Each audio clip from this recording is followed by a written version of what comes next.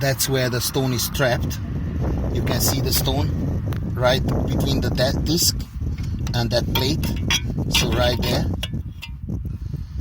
there, that's where the stone is. So you just have to take the stone out, and then your beeping is gone.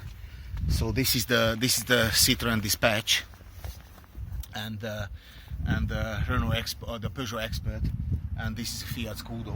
So if you have this noise, then you just have to take off the wheel and pop out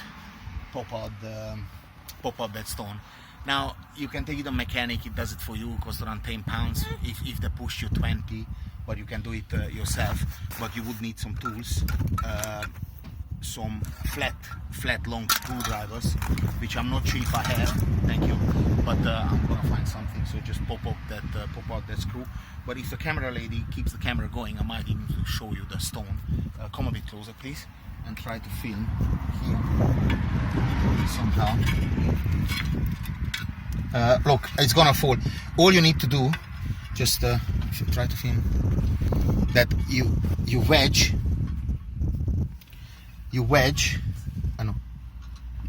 this. So I don't even know where the camera is actually. Is it on which side is leave it. Right, so you just have to wedge this metal here, and the stone is gonna fall out. Did you see where it fall? So that was the stone. That was the stone trapped. As you can see, it's used up already, and this never gonna give in, even if you reverse the car or go front or break down, or it's never gonna give in, because that piece of metal here, that piece of metal has like a spring function.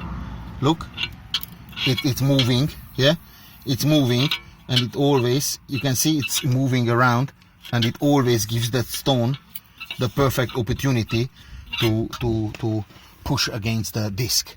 So an absolute pain in the neck, but it's all done, and you can do it yourself following this video. Thank you doggies for tuning my channel. And Arawa. Arawa.